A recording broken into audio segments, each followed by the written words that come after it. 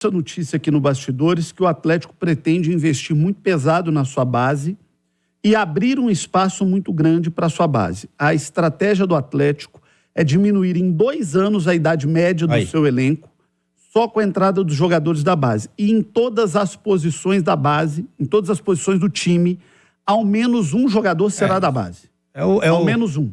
Você tem o titular, você tem o reserva, você tem o terceiro. Que é o cara que, inclusive, ele pode fazer essa transição. Isso é muito comum na Europa. A gente viu, sabe quem fazer isso?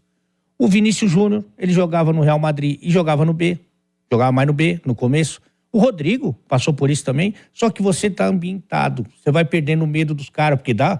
você acha que você vê o Hulk, vê o Paulinho, o cara vai se sentindo mais à vontade, vai se soltando, vai ganhando experiência, daqui a pouco já troca de roupa num jogo, você já é relacionado para outro jogo, já entra um pouquinho, sabe? Agora, se você pega uns caras já rodados, ô João, e coloca eles como terceira opção, eles ficam de cara feia. Vamos analisar aqui friamente. É óbvio que o Hever merecia tudo que foi feito por ele e um pouco mais. Verdade. Tudo. Ídolo, cara histórico. Agora, o Hever, nas últimas 2 temporadas, já era um jogador que a gente sabia que já não tinha muito mais futuro como jogador profissional do Atlético. É melhor você ter um jogador que já está para o fim ou você gastar esse espaço para ter um jogador que está começando e que pode ali na frente render mais 10 anos de futebol em alto nível? Nossa. Então essa é a lógica do Atlético. Ninguém está falando de tirar o Hulk do time para colocar um jogador da categoria de base. Ninguém está falando de tirar o Paulinho para botar um moleque de 17 anos. Mas o seu reserva tem que ser um cara que está nascendo, não um cara que está terminando a carreira. A composição de elenco, você não tem a dúvida. E outra coisa, você não vai conseguir ganhar um dinheiro, e pensando também na SAF, né? Que a SAF tem seus objetivos financeiros também, tem esportivos e financeiros. Você não vai conseguir vender o Mariano, né? Não é o Mariano que você vai vender, você vai vender o Rubens, por exemplo, né? Esses jogadores mais jovens, e para isso eles precisam estar no elenco, né? Você precisa ter uma base forte, estruturada, bem cuidada, e você precisa fazer essa transição que vai ser feita no ano que vem, e eu acho que de forma muito inteligente.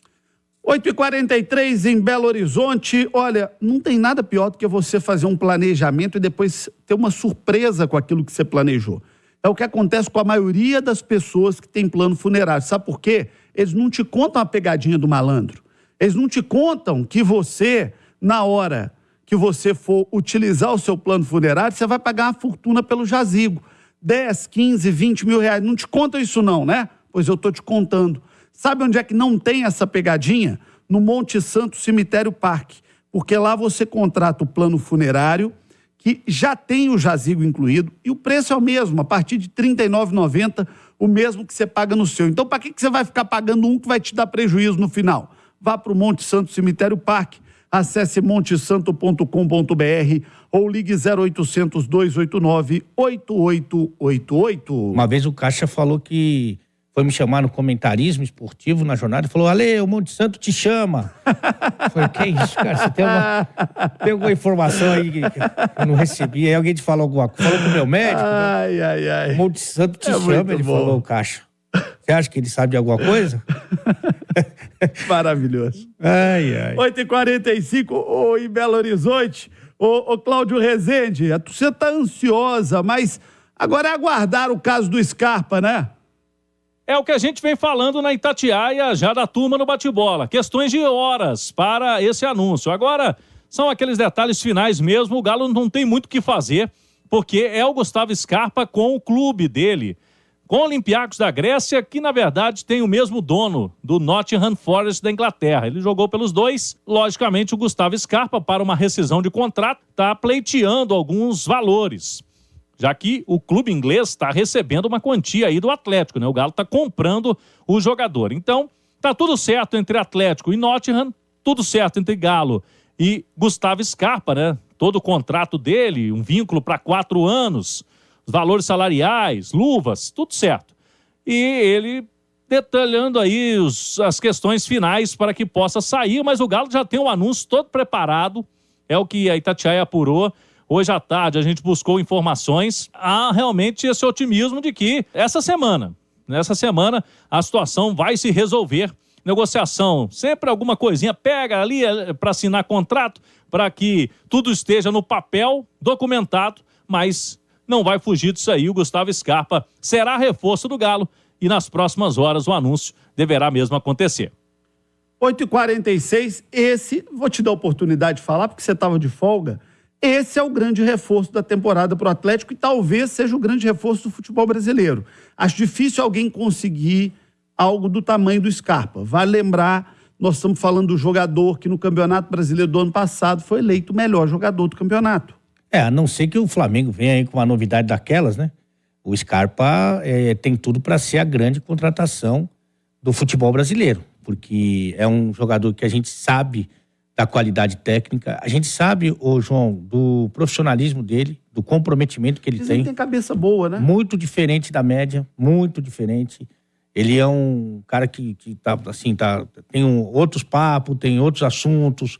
É um cara que, inclusive, a gente falava muito sobre isso aqui, ele foi jogar futebol na Europa também pelo futebol, mas não só pelo futebol, para conhecer outras culturas, para se aprimorar em línguas, enfim, para conhecer realmente, para se enriquecer culturalmente.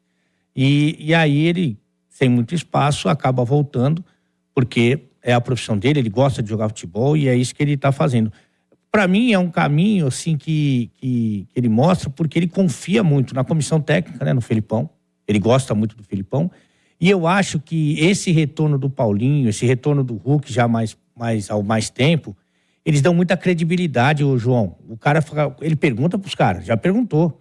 E aí? Não tenha dúvida disso. Como é que é? Como é que funciona? E o clube? O Felipão ligou para ele diretamente. Ligou para ele, eles têm uma ótima relação. E eu acho que isso faz com que o jogador fique com mais desejo de voltar. E hoje o Atlético é uma casa que recebe muito bem, né? E que tem grandes planos. E é um jogador que falta, né? A gente lembra aqui no esquema do Felipão que ele rodou muito esse nome, né? Ele rodou muito esse nome. E aí o Scarpa, eu acho que se encaixa como uma luva, tem uma bola parada muito forte, não a falta direto pro gol, porque isso aí o Hulk é um especialista. Mas principalmente aquela falta lateral, o escanteio, é uma especialidade do Scarpa, não só isso. Agora, eu posso garantir pro torcedor que não viveu ali o dia a dia do Scarpa, que jogou no Fluminense, que jogou no Palmeiras, que é um cara muito, mas muito profissional, muito comprometido, viu, João? 8h49 em Belo Horizonte, ao Bastidores pela Itatiaia. Agradecer ao Ronan Rodrigues de Ibiaí. Obrigado pela participação. Também o Guilherme Boi Mascarenhas. O recado do Vanderlei Ribeiro, do Jorge Galo. Toda a turma participando aqui no chat do Itatiaia Esporte. Ô Cláudio, vamos passar a régua falando da base do Galo, Cláudio?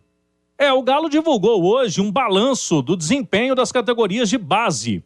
Alguns quesitos, né? O Atlético está comemorando o avanço em padronizações em setores administrativos, técnico, a reinauguração de um campo agora com grama sintética na cidade do Galo e também títulos, né? Na categoria sub-15, foram 4 títulos.